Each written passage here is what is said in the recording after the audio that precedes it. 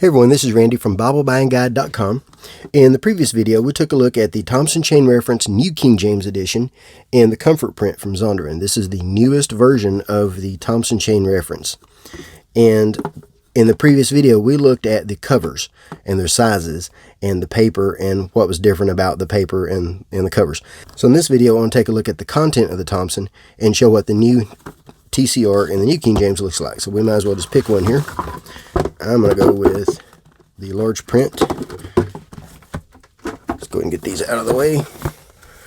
Now, in another video, we will compare the New King James Comfort Print Thompson to the original Kirkbride. So what this is the Comfort Print edition, and what they've done is they've followed the same design that they did with the NIV and with the King James that came out recently. So in the front of each book, we have a book analysis that used to be in the very back, but now it's been brought to the front.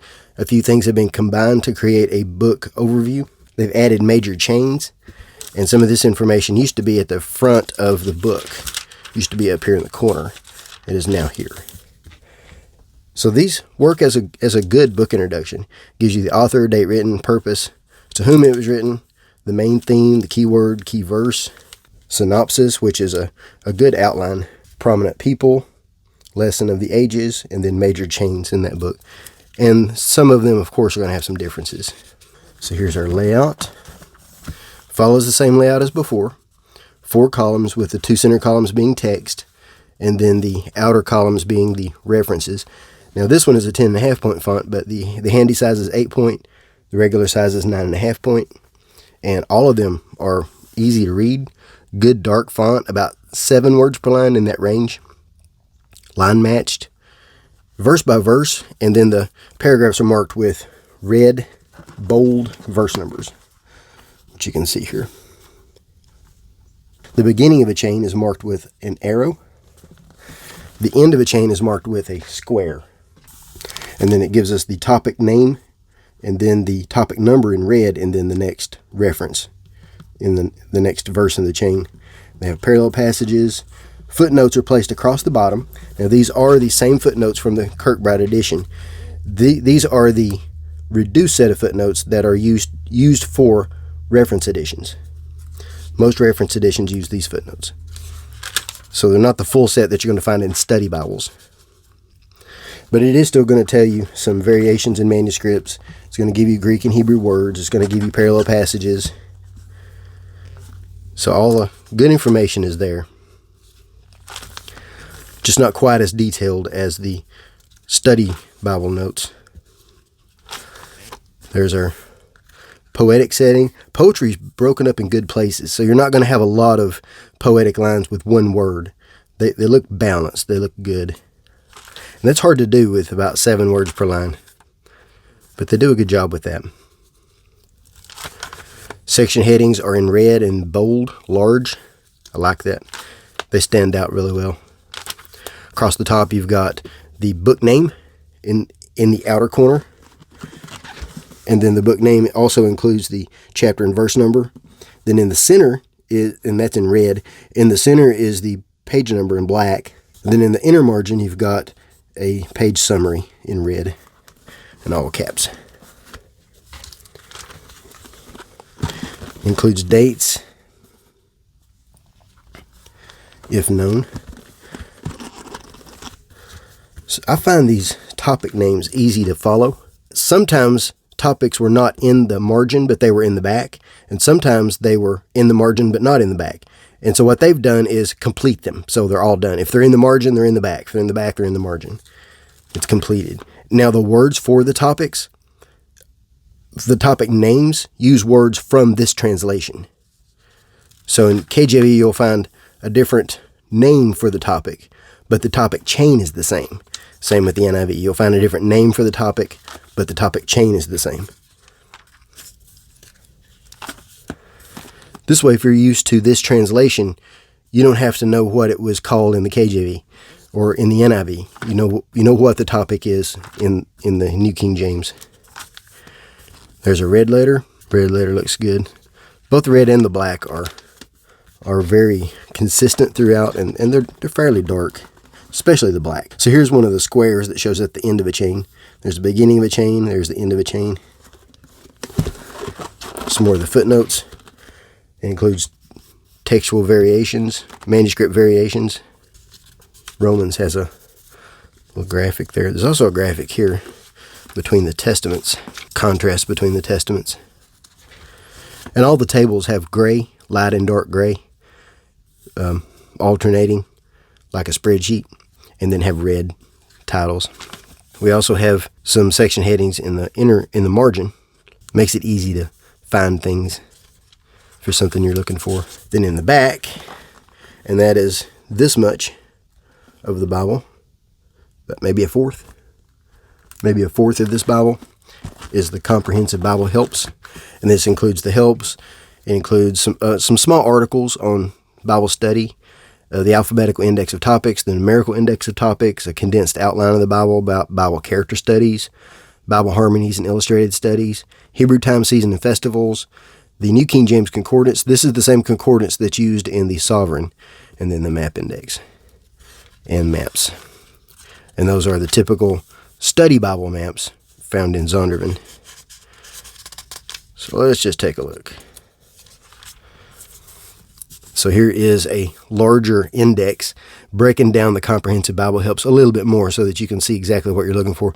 So for example, if you want to find something on Samuel, you find here's Journeys of Samuel, just as an example. And then a couple of small articles, Principles of Bible Study, Best Methods of Bible Study. And the idea is that you don't take a chain, like, for example, you don't just look up honor rulers and then go to 25-26 and read just those verses. The methods of Bible study are showing you to read that in context, not just the verse itself. Don't just go from one verse to the next verse to the next verse, but to take into consideration where it is in the Bible, who it was written to, the purpose of the writing, the context of the writing. Don't just read the verse, read the passage or the chapter, in some cases the entire book. Just understand the context, because the context is really the king there. And then the alphabetical index of topics. If you want to find any topic, you look it up alphabetically. That's the easiest way to find any topic. And these words are from the New King James. Once you find a topic, it gives you a number and sometimes a range of numbers. These numbers are the topic numbers. And then you find you just look up the topic number and the numerical index. They work together really well. They're easy to use. So just look up a number, look up a topic name, find its number. Then you go to the next index, which is the numerical index right there. And then that gives you verses on that topic. As an example, if we were looking up abundance and we went to 18, it would give us a little bit of information. It would show us what it's called in the margin, because sometimes it's a different name in the margin than it is back here. That's why we don't look it up back here alphabetically, because they're arranged differently back here, and that's on purpose. But it gives you lots of references. Some are in black, some are in red. Those in red are the primary references. Those are in black are secondary references. So if you're looking at the main references, look at the red ones, and it gives you some headings so that you can understand, the context a little bit. And then sometimes it gives you more topics to look up when you're done. So if I was looking up abundance, I would also notice that it's under abundance want, which is 18 through 23. So there are actually more topics surrounding this one that I can use. This is excellent for sermon prep and study. For writing, any kind of study, this is excellent. And they try to remain non-denominational, try to remain unbiased, just letting Scripture interpret Scripture. Lots of good information on how that works and how that was put together. If you read the Thompson blog on Zondervan's website, I'm one of the contributors there, and I've written a lot of articles about the Thompson, about how to use it, about how to study it. I highly recommend going to that blog. There's another writer there that's really good. He actually is one of the people that works behind the scenes on the Thompson. So he's got some serious insights.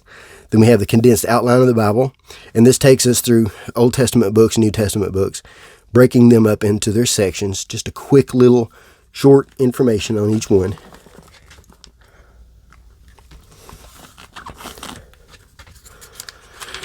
And then some charts, periods of biblical history, Bible character studies with new illustrations. The information is the same as from the Kirkbride, but it's all been re-typeset. It's all been updated in illustrations, new maps. Same information, but new maps. Prominent characters classified. Outline history of the apostles. Messianic prophecies and their fulfillment arranged chronologically.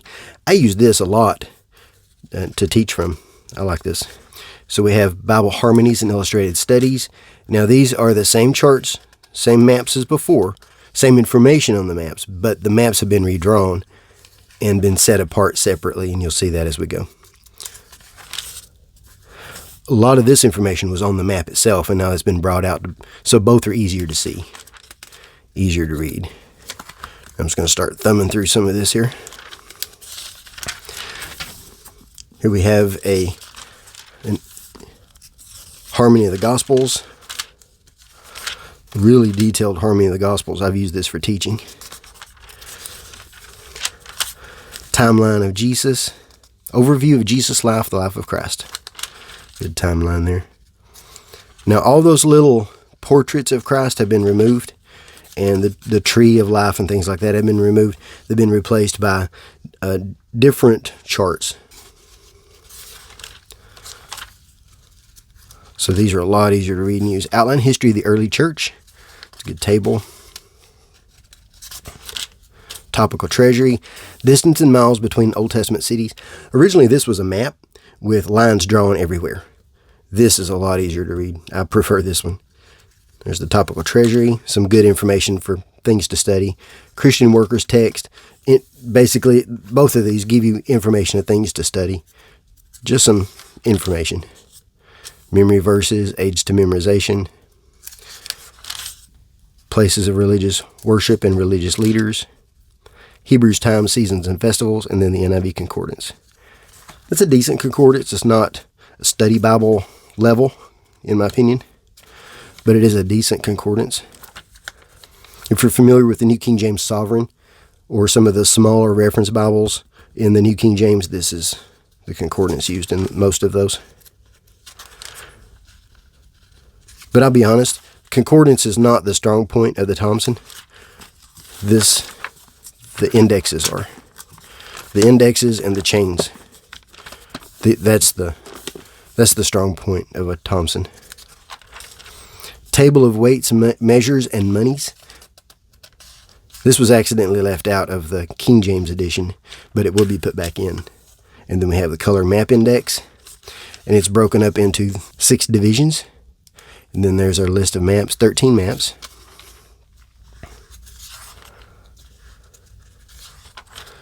Then we have several pages for notes. So there's a few pages for notes there that you can write on. And that's the regular Bible paper, and then here are the maps. That's the Zondervan maps. And they're annotated well, but it does include the map index, so I like that. They're easy to read, easy to use. And this is the semi-gloss paper.